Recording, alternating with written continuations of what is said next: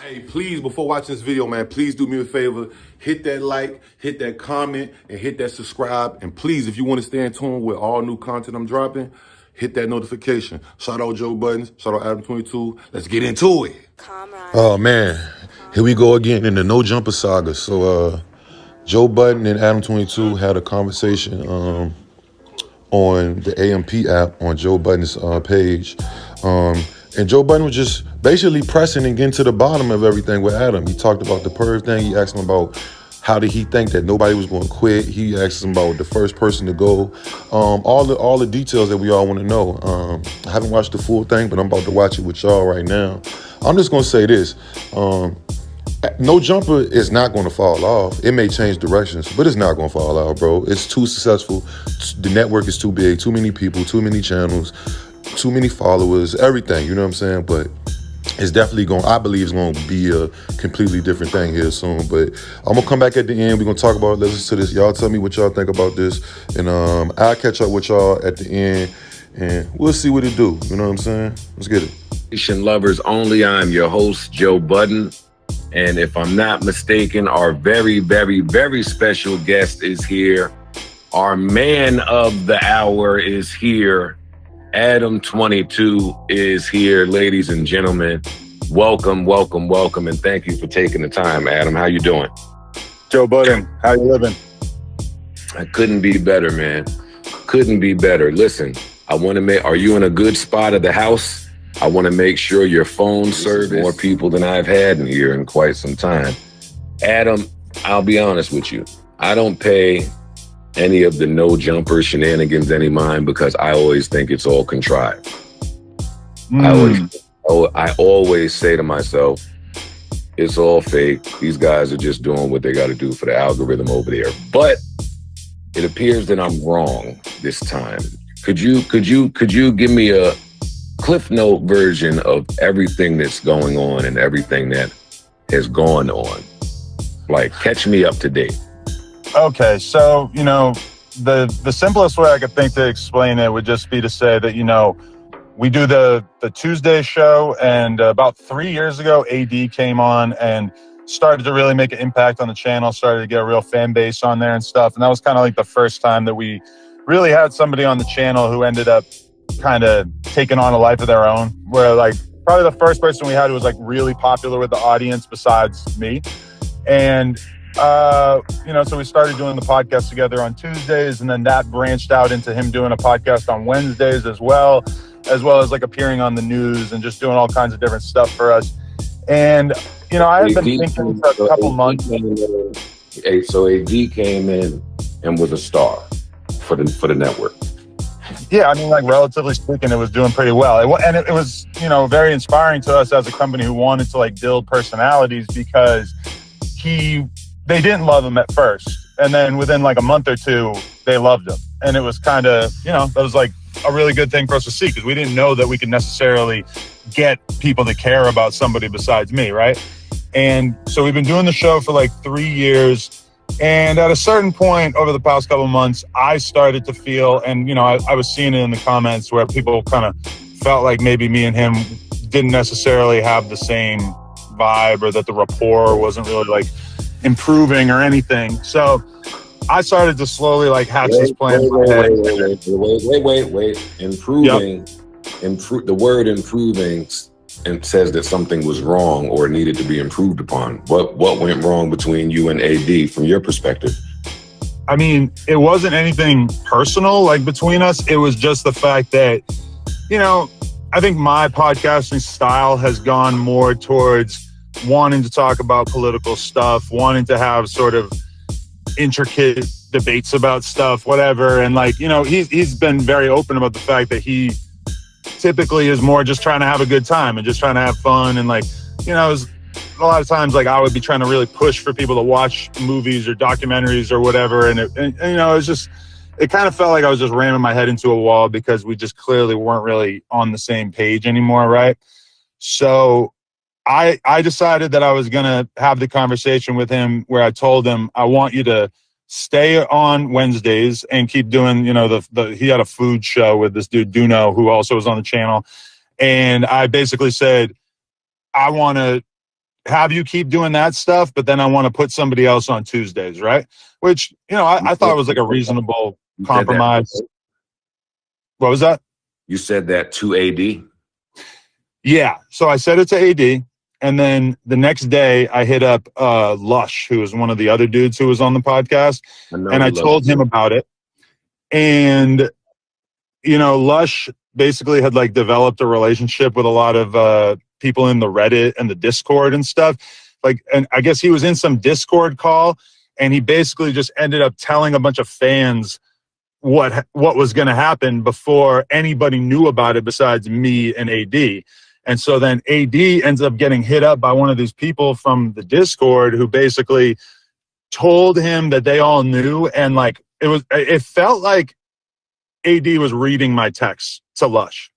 Now, I think Lush was just actually like quoting my text verbatim to AD or to people in this chat, and then it got back to AD.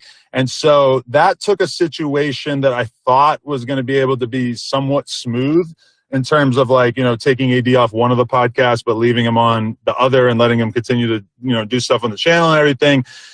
He ended up feeling pretty betrayed. Then what's the issue that Lush told the Discord if he already knew? Well, what did you say to Lush that was foul about AD? Okay, so the one thing that was... Hold up. What? About your guy who was there for you during the pandemic and helped the network get to where it is today, and you gave him another show, the breakout star. Right. Like, how different was the message? It wasn't that different. That's the thing. It was like maybe slightly more harsh than what I had said to AD, but the one thing that I think... Tell me. The thing that stuck out to AD was I'm a little cruel. Adam, listen. You could talk to me about this, right? Because I have fired people. And I know. in firing people, well, that's why some of this is pretty funny to me. Because when I went through my shit, man, did you cover it for the next 2 years. Boy, did you put a mic in front of anybody who had something to say about this. But when all that was happening, there was times I spoke to Rory about Maul and Maul about Rory. Right. So I'm trying to see, you must have said something really flagrant. Well, because after this came up, I sent AD my entire conversation with Lush so that he could see every single thing I had ever said to him. And I think the one thing that he was annoyed by or that he felt was disrespectful is I said something about AD not being on the show meant that I wouldn't have to listen to the same 4 jokes over and over. So you felt like, did you feel like they weren't, or like AD wasn't improving, or he was taking the Tuesday show for granted, or did you really just want to go in a different direction? Because those are 2 different things. I don't want to say he wasn't improving because, okay, all at the same time as this is going on, AD for like the last year or 2, as well as T-Rel, who was on the show for like the last few weeks before this and who's been on the Wednesday show forever, they started their own platforms, right? Like their own YouTube channels, Community and Back on Fig, right? Not signed to No Jumper or not through No Jumper. Why? Because I think like I didn't know that anybody who was on the No Jumper platform, like I hadn't anticipated that I would need to have people in contracts making them exclusive or whatever. In fact, I encouraged AD to start streaming in the first place. And, I kind of thought that he was going to do more like gaming stuff or, I think I used academics as an example when he first was going to start streaming. I'm like, you should just talk about like hip hop shit, but have your perspective. And I didn't really expect that would end up kind of, like I'm really proud of him. I just want to make that clear. Like these guys, the fact that they were able to build their own platforms off of it is like amazing to me. And like, I'm very proud of them and I'm proud of the fact that we had any involvement in it. But yeah, I mean, I didn't really anticipate all this shit that would happen in terms of us kind of feeling like we were competing. And I heard Ak and AD talking yesterday, and AD even said that when they announced their live shows, because they have some upcoming live shows, and it's like literally in the same venue as the No Jumper live show that we did around a year ago. And AD even admitted that like when they announced those live shows that he kind of expected that at some point this was going to become an issue, just because for us as a business to have them kind of doing like all the same things that we're doing, I think that there was probably a shelf life on that. That doesn't make sense. Why not? Because if you're a network and you bring people on and attempt to develop them, then there shouldn't be a ceiling on that development. Like you're in content and they're in content, so naturally, it would have been the same thing, Joe. Wait, naturally, the people that come behind are going to follow a blueprint. So why wouldn't they be doing shows? Why wouldn't some of those venues be the same? No, totally. But I mean, at a certain point, want to prop them up. No, that's what I'm asking. Definitely, but it's like when they're doing all the same stuff, but we're not participating on a business level. And AD admitted this, which I thought was kind of cool. But he acknowledged this dynamic, Adam. But you never wanted to participate on a business level, or else their platforms wouldn't be separate from yours. No, and I realize that now because even just listening to T-Rel talk about it, I just kind of realized that, I thought that I was going to put them on this Wednesday show and that was going to be enough for them. And I didn't realize how much more ambition they actually had. And, now that like pretty quickly they were doing, 3 nights a week. All of them were like streaming on their own platforms and stuff. So, it just kind of got to the point where it felt like the focus on their channels not only like made more sense for them, but also probably made more sense for No Jumper as well. Unfortunately, it went down in this fucking crazy way where AD ended up feeling kind of betrayed because he had to find out about this Discord call with Lush, whatever. I wanted to be able to, if we were going to separate, I wanted to try to be able to do it in like the most respectful and chill, calm way possible. And instead, of course, the most dramatic podcast in the world has the most dramatic breakup in the world. Adam, I know this is your white privilege jumping out, but you can't control their progress and control the detachment. You can't control the separation and control their progress. You can't do that. Yeah, I mean, in retrospect, I would have probably tried to incubate those brands through No Jumper, and maybe we get a percentage of it, and we deliberately go out of our way to help them grow everything.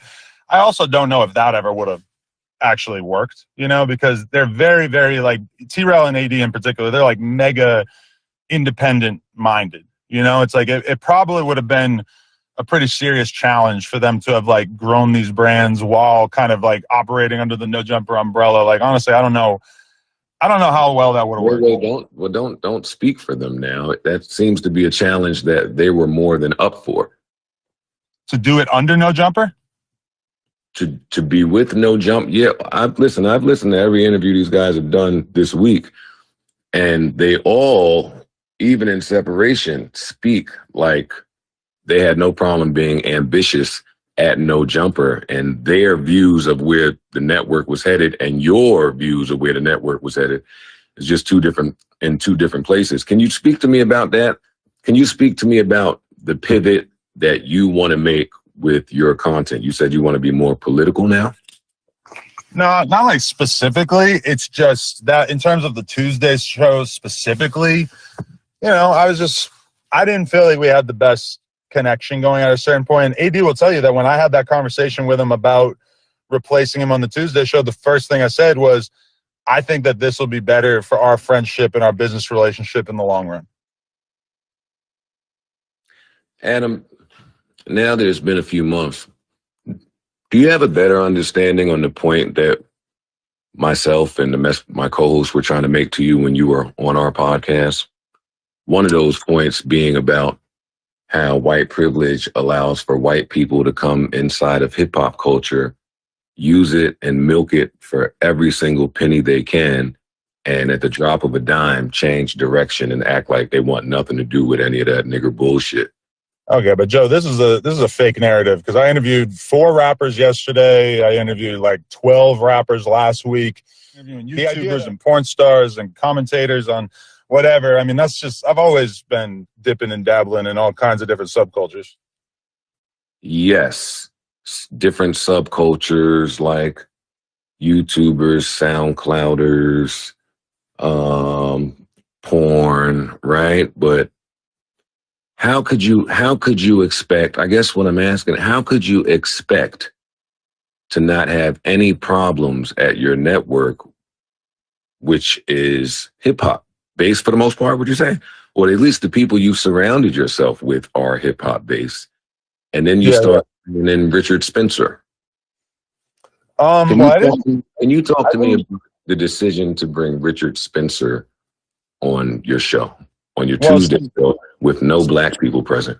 it wasn't on the Tuesday show, but it was. I arranged a debate between Destiny, who's like a very popular left wing commentator, and Richard Spencer. And I really didn't think, like, in terms of the other hosts, I didn't think this would be an issue, primarily because of the fact that, I mean, AD had been the one who wanted to have us interview Nick Fuentes, or we did like a debate, I guess, quote unquote, at a certain point a couple months ago.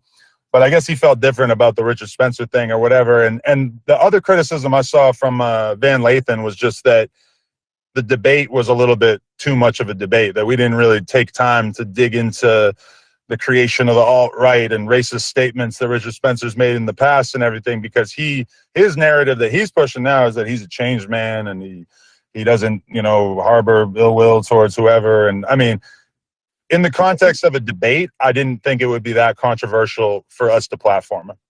So, Adam, I admire the business that you've built, and I don't think any idiot could do it. Would you say that one of the criticisms were that you handled Richard Spencer with kid gloves?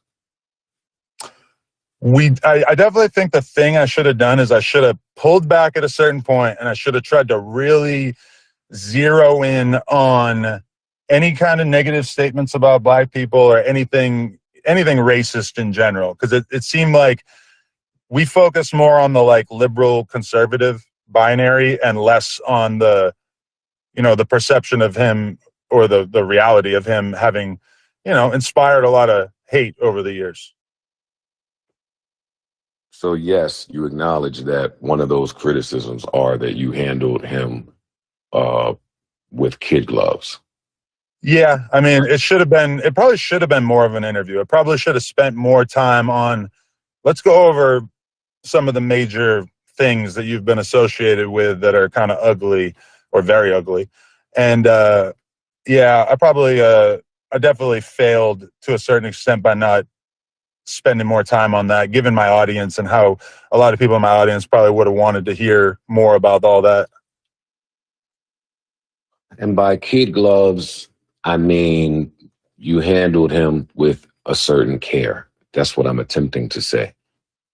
On my podcast, one of my criticisms of you was, as a white man occupying space in the hip hop space, that you should probably handle more of these rappers and black people with care as you report on them. You don't see that parallel?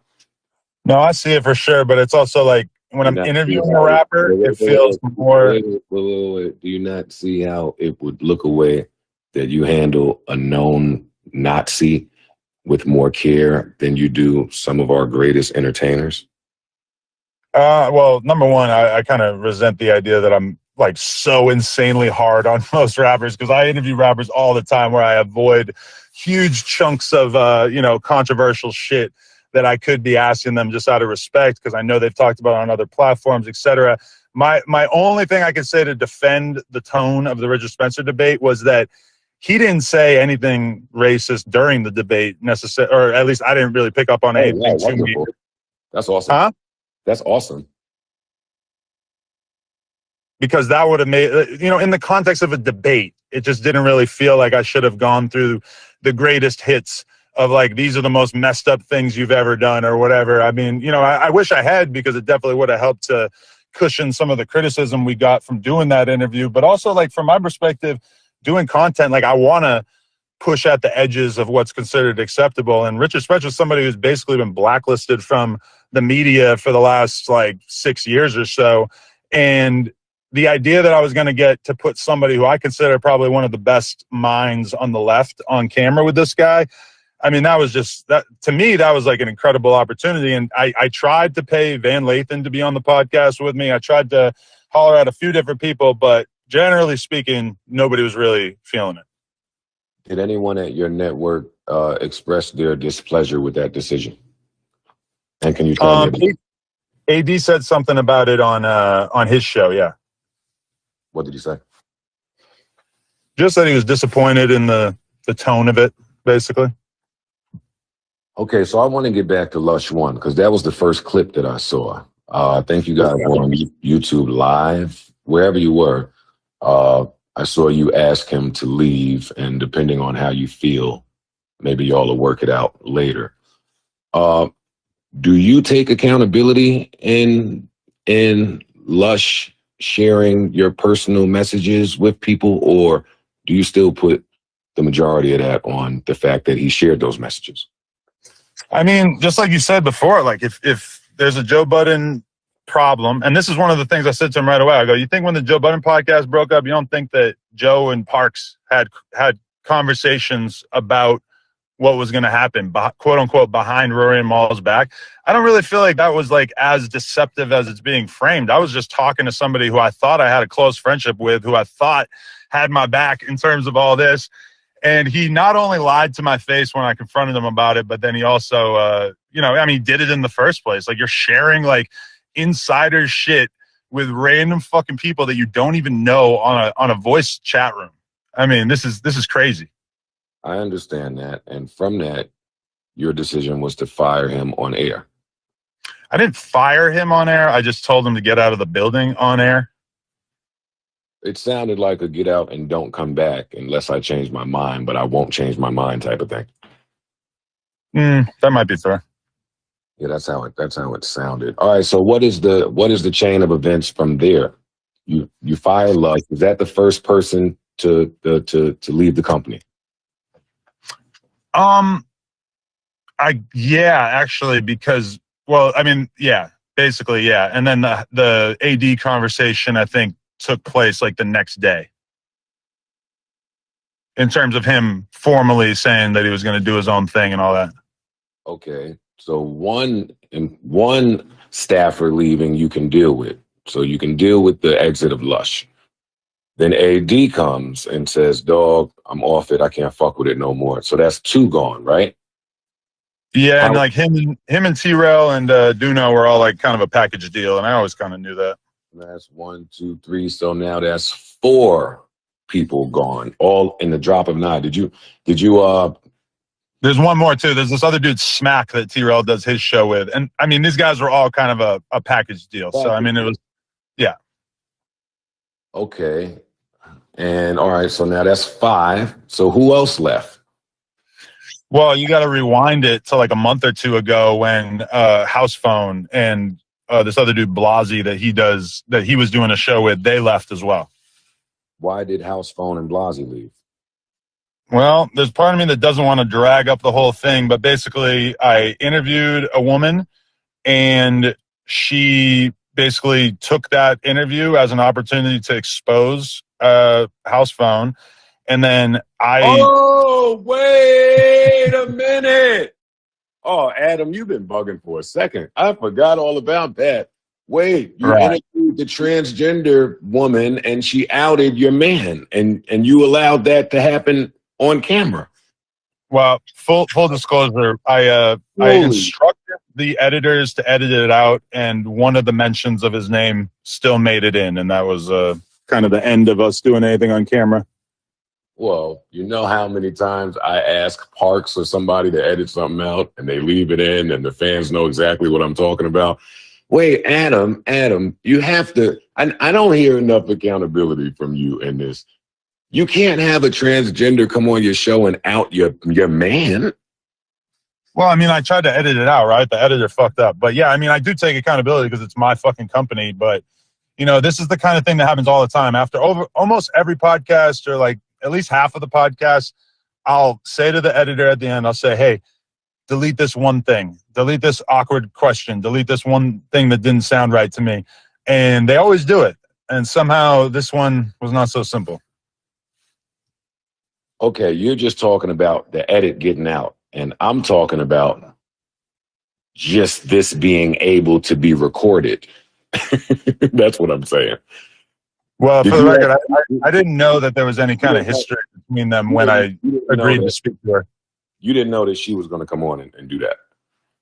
No, and I mean now people try to say like that I knew because there was like a comment that she had left saying something about him on my Instagram, and I actually asked him right away afterwards, and he just said, "Nah, like that she's lying." So I didn't going into the interview, I didn't think that there was any truth to it, you know? Adam, what do you say to your coworkers that say you have been power tripping for quite some time? I've seen a few of them say that. One of them went as far as to say that one time you said, "Yo, I kind of feel like canceling all of these shows." Yeah. Tell me more about this, Adam, and why you think that was okay to say. Well, is that power tripping, or is that, if anything, by canceling all the shows, that would probably be me like giving up power, right? No. I think the thing that made me suggest just canceling all the shows altogether, which for the record, I said that during the house phone scandal, was just kind of like the realization that I was slowly starting to have at that point, which I think you might be able to relate to as well, that the whole network idea is a lot to bite off. The idea that you're just going to have all these different people doing podcasts on a network and that you're going to be able to build a business around it. I had a lot more faith in that idea a couple of years ago than I probably do now. So then what is your future view on your network, and how will you go about running it then, if you feel differently today? Well, I mean, I'm talking right now to the guy who inspired me to do a podcast where I just talk to the homies every week. So I feel like I also kind of look at what you've been through, and I think a similar conclusion. I thought you were tripping when I first heard you say like that you didn't want to do a network anymore, or that you know, having a bunch of sort of, you know, not random, but kind of random shows on your network that you weren't necessarily super involved with, that you didn't necessarily see that being the future of the business you were running. I think in large part, it's just an issue of size. Like, I think I would rather run a smaller media company that produces less content and is a little bit more focused than what like the last year or two of my life kind of turned into, where it was just like a lot of headaches, a lot of drama. You know, we started to become like fodder for everybody in the fucking podcast community to talk about because there was so much shit playing out on camera. And I don't know, it's like I kind of feel like now I would rather just have like a small crew of people that I could talk to and that work exclusively for No Jumper, rather than trying to, you know, like there were a lot of opportunities to bring even more shows on. And at a certain point, I'm like, I don't even know that as a business we're doing well enough to like be able to like monetize or really incubate like the shows that we have currently. So, I mean, yeah. Okay, what? I will not allow you content creators to jump back and forth on each side of the fence. One of my favorite things about this space is all you dudes that criticize me at every twist and turn of my journey. Eventually, if you're successful enough, y'all will go through it too. Adam, the last few times we talked, you were telling me that you make all of the money in the universe. You were telling me that your bank account is higher than it's ever been in the world. And now you're sitting there telling me about how you weren't financially profitable. Well, I'm talking about one very specific part of the business, right? Adam? I don't know why you're talking like that, like I'm lying, but Joe, there's a lot of different revenue streams. Some are very good, some are very much not as good, right? Dog, don't fucking bullshit me. Was No Jumper profitable or not? And was it through the help of all the people that you had on board? Yeah, of course. No, but yeah, I mean, I don't want to get too deep into our finances, but basically, like, there were things that were working and there were things that weren't working. And to a certain extent, I just started to feel like the system we had going of like, oh, let's just get a bunch of homies to be hanging out on camera every night on live stream. You know, it's good for some people. It works for a lot of people. AD and T-Rel, they're doing great for it. But at a certain point with us, it just kind of didn't really seem like that was necessarily the future of where the business was going.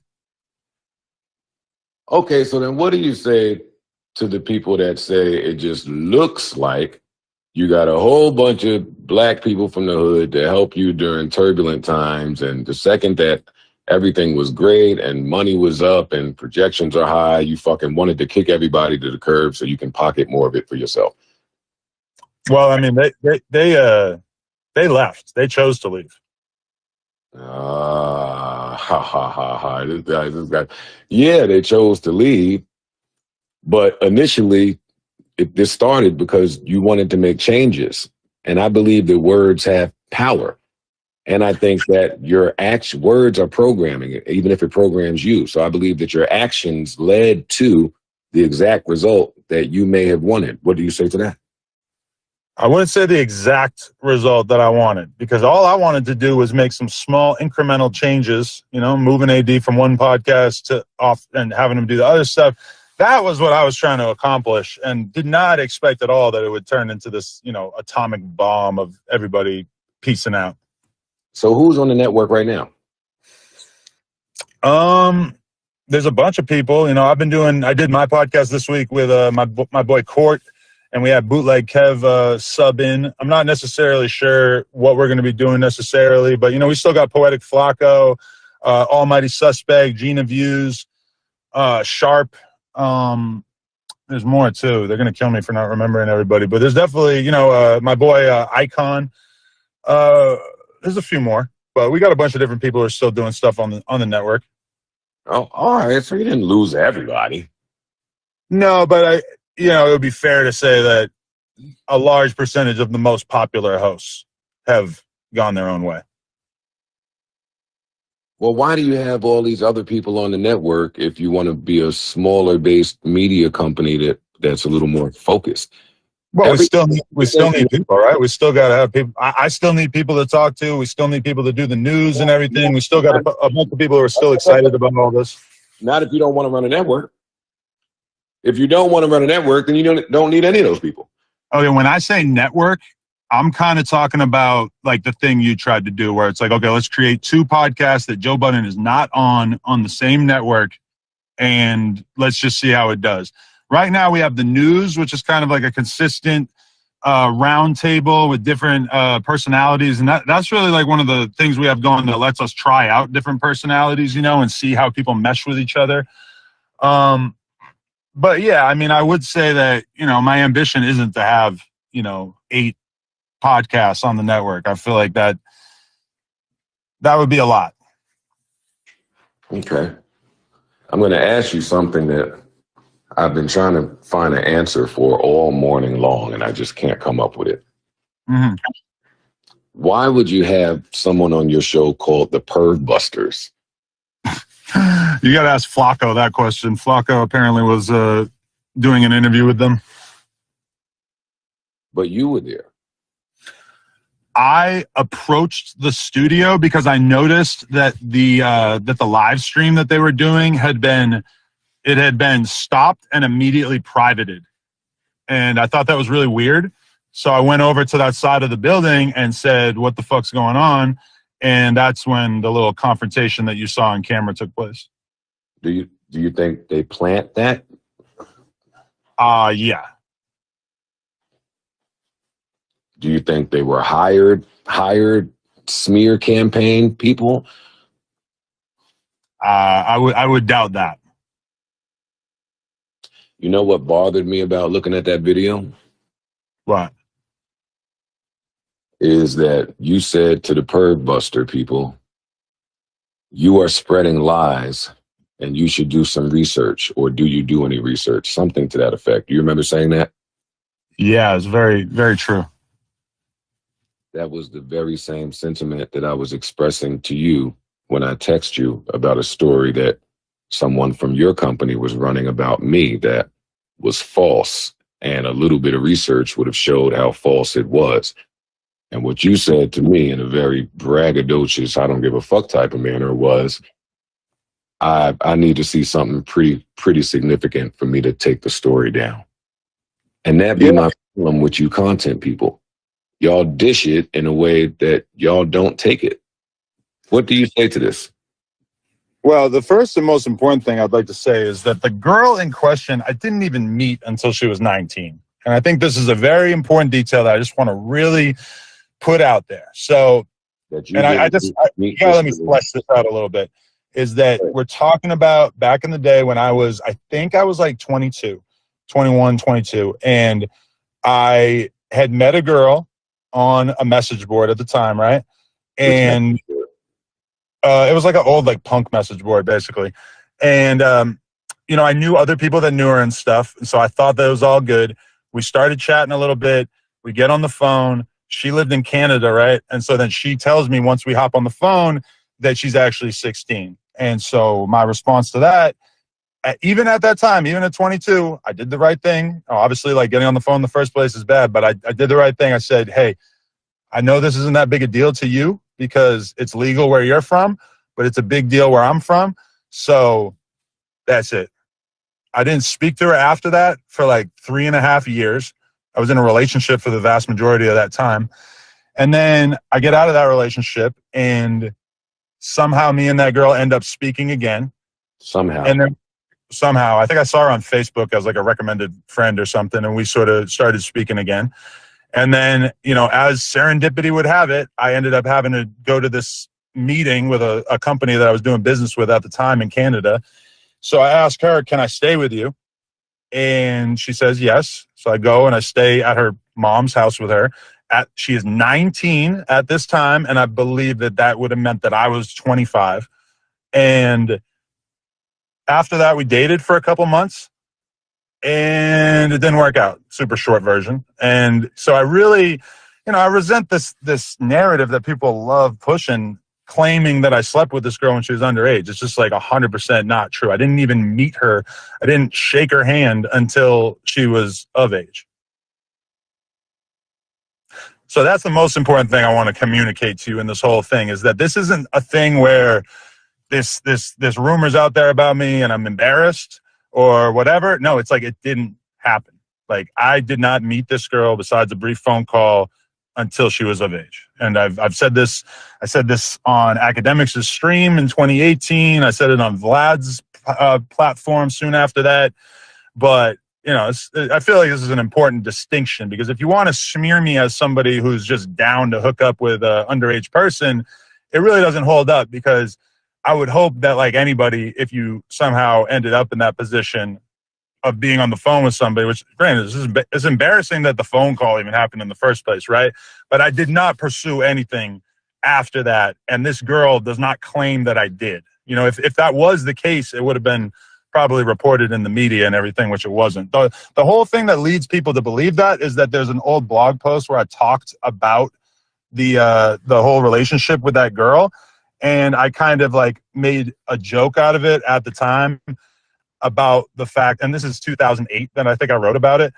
I made a joke about the fact that I, you know, had been pretty interested in her before I realized that she was underage, right? So that's where a lot of the jokes come from. But nobody ever includes the next paragraph where I say, but she was underage, so I immediately ceased communication with her, which to me is probably one of the most important details in this, right?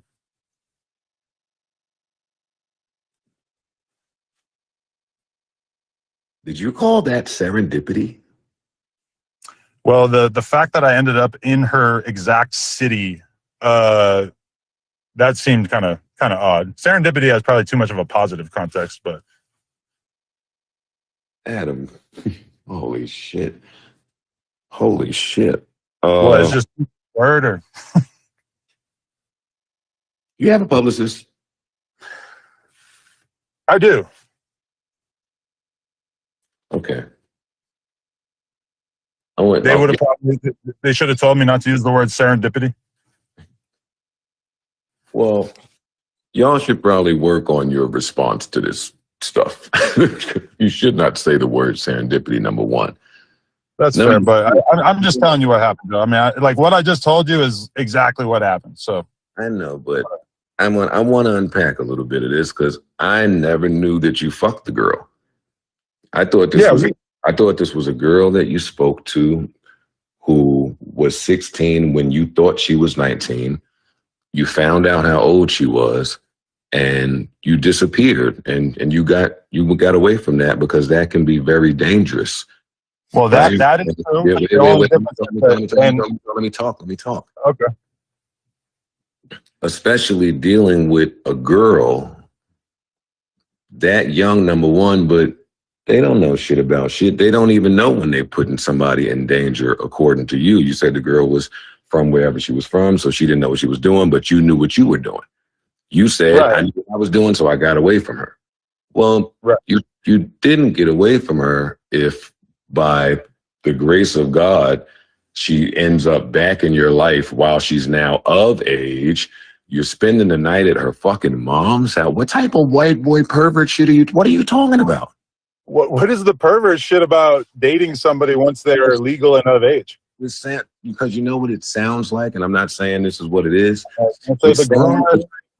Joe, I didn't say a word to her for 3.5 years in between that. You know, it's like we just sort of ended up.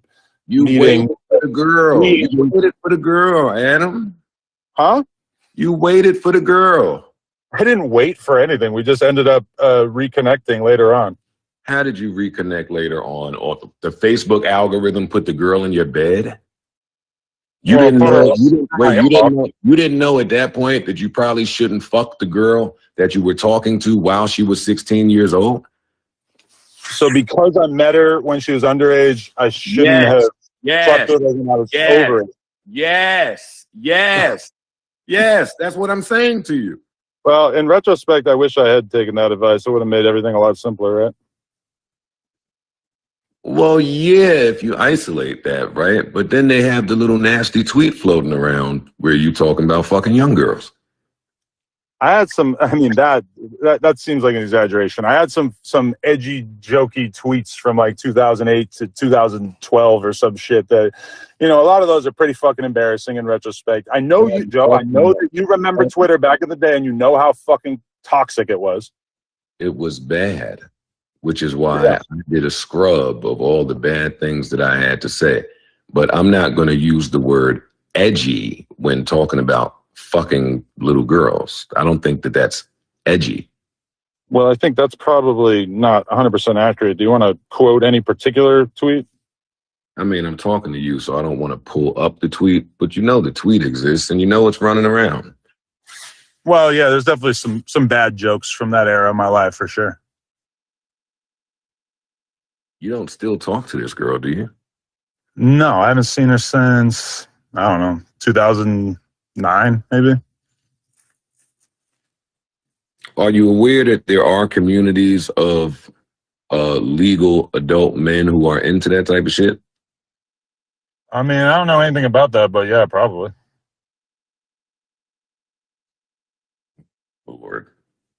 Lord have mercy, Adam. You've got yourself into quite the conundrum this time, buddy. Is it really, though? This is the same shit from 2018. You know what's ill about this? This is not the same incident as the one that we spoke about privately, right? What did we talk about privately? That allegation. I don't want to say because... No, this is that. This is that girl. Wait a second, buddy. No fucking way. Yeah, bro. Yo, you are a nut. Wait a second. So when did she say this? So you fucked the girl and then she said this when? So I fucked her in 2008 or whatever. And then 2018, I signed the deal with Atlantic. And that was the first time that I got to find out that she was going to say that I raped her in 2008. So 10 years later, this accusation emerged from nowhere. And yeah. But not from nowhere, because the universe gave you plenty of times to have nothing to do with this underage girl when she was underage. Then she got older. No, fucked her. I didn't meet her until she was of age. Let's just make that perfectly clear. Yeah. No, but you were speaking to her. I spoke to her once before. And you had friends that referred this girl. Well, see, that's why I thought she was legal, is because I knew other guys that had hung out with her at the time, and I thought that it was, that was a good reference, but it turned out no. You don't hear how that sounds like some kinky social club shit? I mean, I know you're not like tuned into the punk world, but I'm not. There's a lot of people sleeping with the same people, I would say, especially at that time. Yeah, well, don't bring punk world rules over to our good hip hop conversation, buddy. Don't you try it. Well, I mean, it's probably the same in rap too. That like the same chicks end up hanging out with like a lot of the same guys. Man, Jesus, Mary, and Joseph. Okay, so is there a correct? Let me ask you this. Let me pivot. Is there a correct way to fire friends in the content space? Is there a correct way? I mean, I guess I would say just as gently as possible. If in terms of friends, would probably be the advice that I would give. If you're interested in trying to preserve the friendship, because we all know, or you know, especially that it's very tough to make an exit from working together and then still hold on to the friend thing, right? I agree. I agree with that. Have you spoken to any of the guys that left since any of this? Yeah. We've had some very cordial conversations over the course of the past couple of days. So I'm not, I really feel like probably I'm not trying to like immediately be all up in their shit or whatever, but I feel like there's probably a pretty good chance that we all hang out in the near future, and that it doesn't really seem as big as it seems right now. It's not like even with AD, our conversation yesterday just made it clear. He's like, I still think of you as a brother. I'll never talk down on you.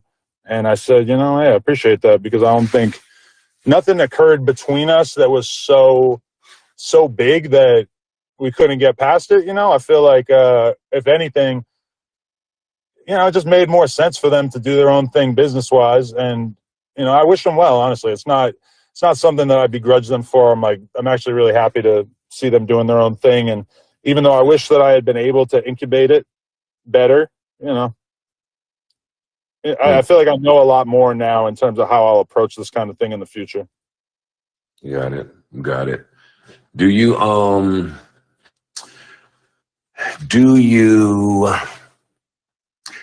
have any of the people that left running around saying that you stole from them or that you owe them any money? Were you able to dodge that bullet or no?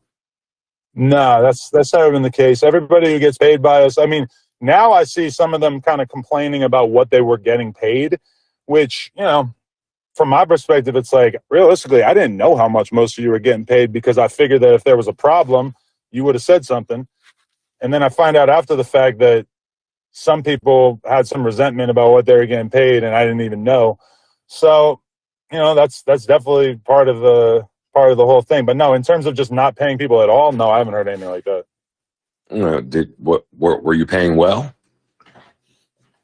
I mean, there's a lot of rumors about what we were paying people, and like almost everything is total bullshit. I've seen people talking about this guy gets paid 6 figures. I've seen people talking about this guy. I don't know. There's all kinds of crazy shit out there. I thought that I was paying people decently for, realistically, like being on camera. A lot of them was like being on camera a couple hours a week. So I felt pretty all right. Well, that's where it gets dangerous, buddy. Talking about minimalizing the job. Take it from me firsthand.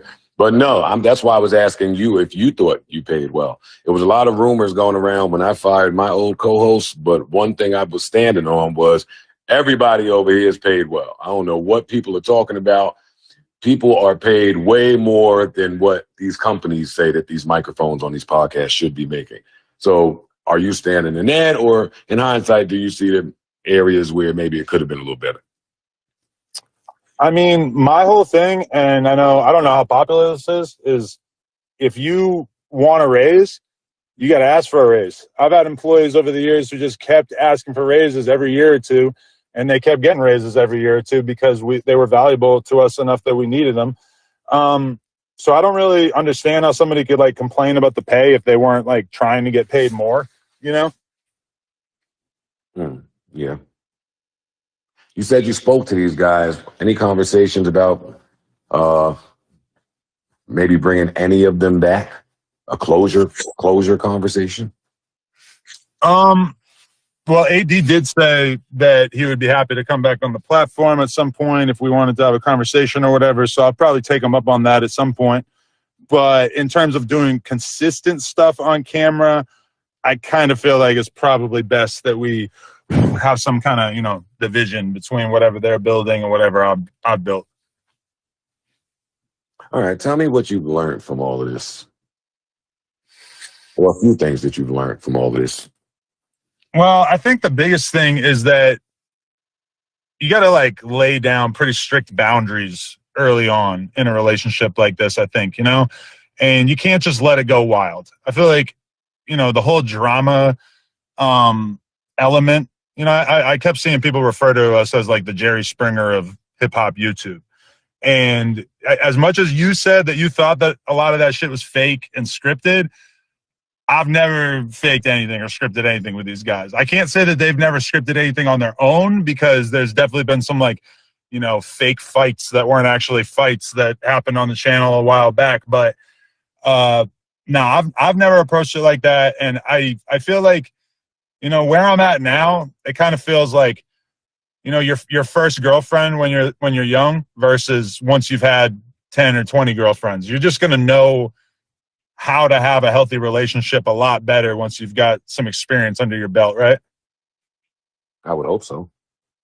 So, I feel much more equipped to build something, like to build a cast of characters and everything. It sucks that I wasn't able to, do it with these guys, but ultimately, yeah, like I feel like even listening to T-Rell talk about how he wanted to do everything under No Jumper, but then he didn't really feel like we were offering enough, or that we were like, in terms of content, not money, but like he didn't feel like we were motivated enough to really build out like a full content slate with him. And I mean, I think he's probably got the most potential realistically. He's just been going crazy. The views on his Back on Fig streams are crazy. And, if I was to be in that if I could turn the clock back a year right now, I would have definitely said like, okay, I recognize this motivation that this person has, and I want to jump in there, and I want to fucking, embrace them as much as possible. Sometimes with me moving so fast and doing so many fucking interviews and everything, it's just, I don't know. I didn't have enough of my eye on the ball to realize what I had in that moment. And, I can't like fully blame myself, because that was such a new thing to me. And now I just feel like I have like a way better perspective on it. All right. All right, well, I hope you don't get yourself into too much trouble out here, young man. How much of No Jumpers content will you actually participate in from this point moving forward? Like, how much of the network do you have to put on your shoulders and carry right now? Because for a second, it looked like you were successfully segueing out of any of that. No, I mean, all the interviews and stuff have always been like, 80 to 90% me. Sometimes I have the other guys co-hosts and everything. T-Rell was doing a bunch of interviews for a while. And then the Tuesday show has always kind of been me leading it for the most part. I don't know. I mean, I guess like my main thing is that I think I realized that I'm not, desperately trying to grow this thing. Like I want to do something solid and consistent that I'm happy with. And, I don't necessarily feel like we need to have, 5 live shows a week or whatever. I feel like at this point, I'm perfectly happy to, slow it down a little bit and really try to focus on finding some more co-hosts that we are happy with, and just sort of keep building from there. I'm not trying to like compete with the view counts that we were doing 6 months ago or a year ago or whatever. Well, I think that is a perfect segue. I will now allow you the floor, just in case you would like to apologize to Joe Budden for any of the network digs and jabs that you were taking over the years when I was losing all of my people and you were recruiting more and more. Well, so I think my main thing that I said at the time, and I guess you could just tell me if you agree with it. My main thing was, you could say it, Joe, damn, I didn't even see all that shit you was going through. I didn't think that I too would be going through those things. It's a lot of adversity when you're trying to do some things. Sometimes you can have too much dip on your chip. Sometimes you could get caught feeling yourself. Sometimes you can confide in people and they could stab you in the back. They could share some other shit. Like, come on, you can do it.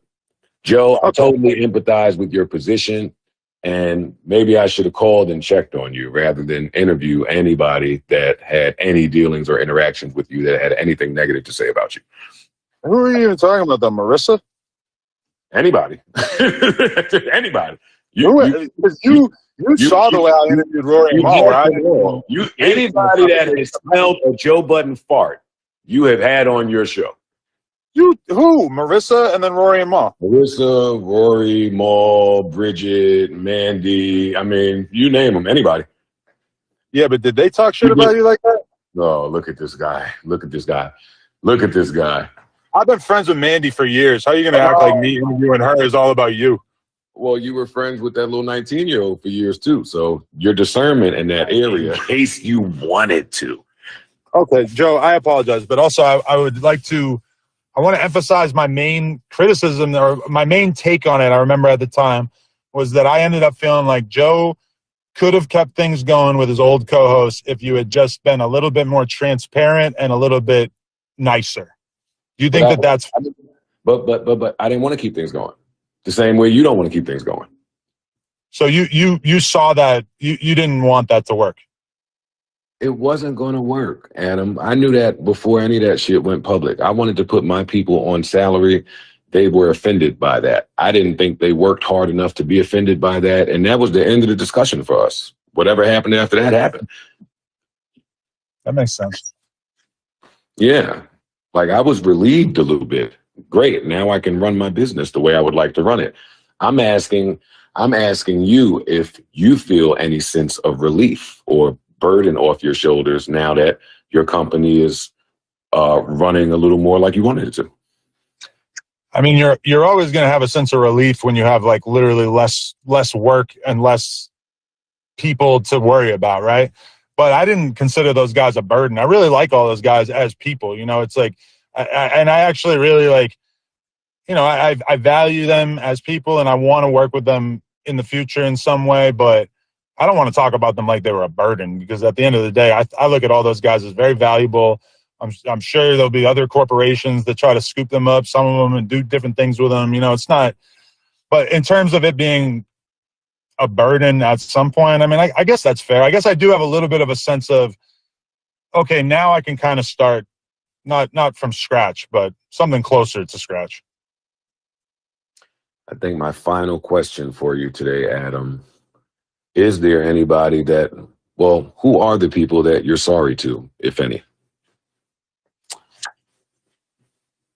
I mean, yeah, I mean, I guess just in a general sense, I'm sorry to AD, T-Rail, Duno, all of them, that I wasn't able to sort of, you know, maintain this united front that we were pushing for a while. And, you know, I'll probably always regret it to some extent. I'm definitely sorry about that. But, and just really like the context in which they left, where AD felt offended or felt disrespected, even though I know me and him don't see eye to eye, because I'm sort of against this Adam was talking shit behind my back narrative and whatever. But, you know, yeah.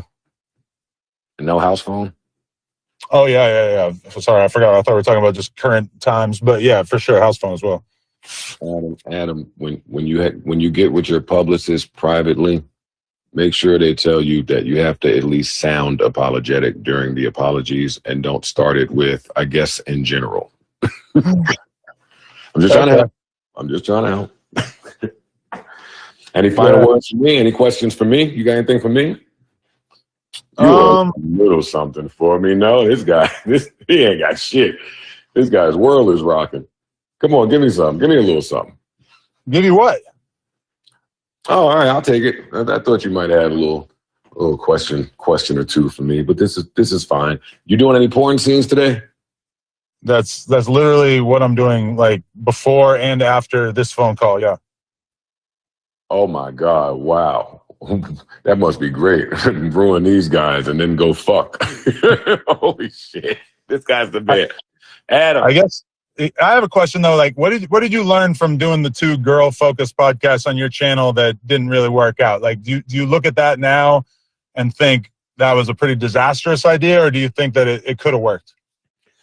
I don't think it was a disastrous idea at all. Actually, Bridget and Mandy were number 2 in the hip hop podcast currently as we speak on Apple, or at least they were 2 days ago. So that was a very successful podcast. That Right, but they had to go elsewhere at some point, right? Do you think that like you trying to be the place where they started their podcast wasn't necessarily the best idea?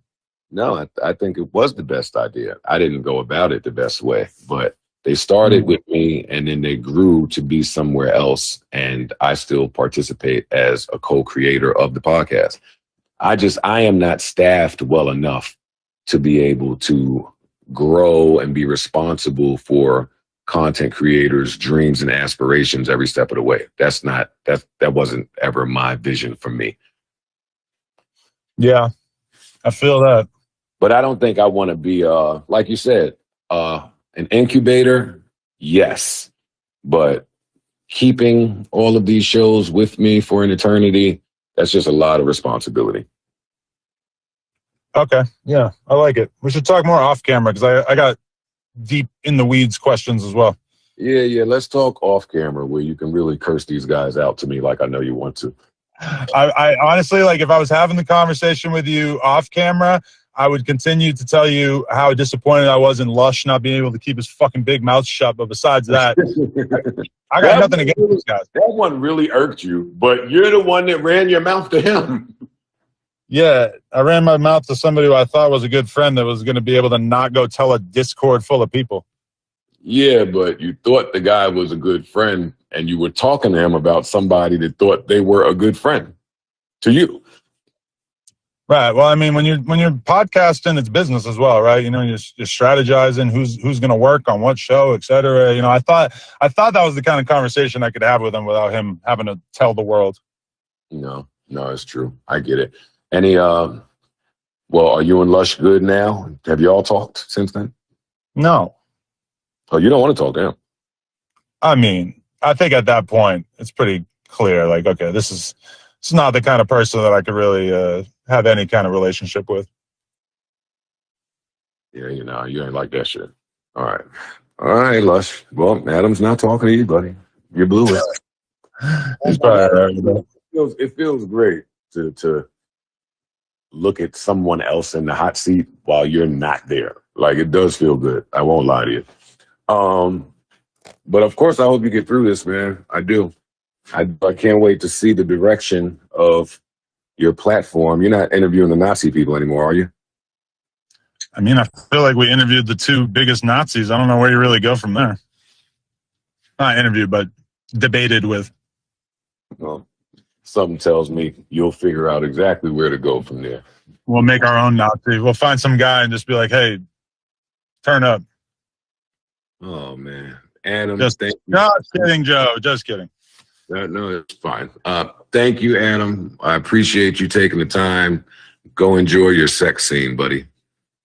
Will do. I hope you're there for the next one. My man, I won't be there. You will. Appreciate you.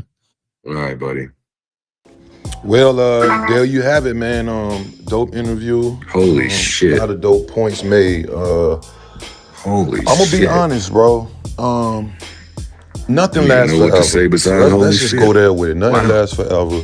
I didn't think No Jumper would last the same exact way it has, or period, forever. You know what I'm saying? Let's be honest. You know what I'm saying?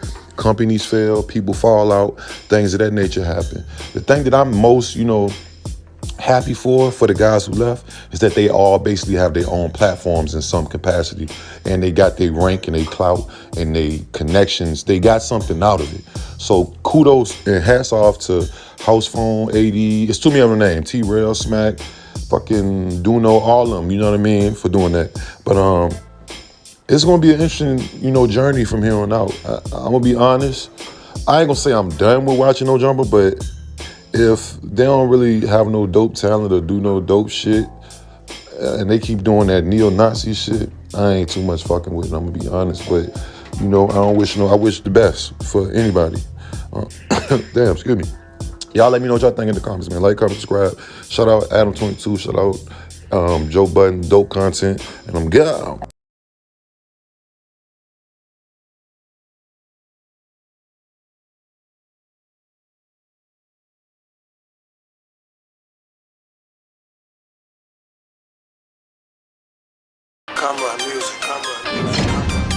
I did my time, just like a man.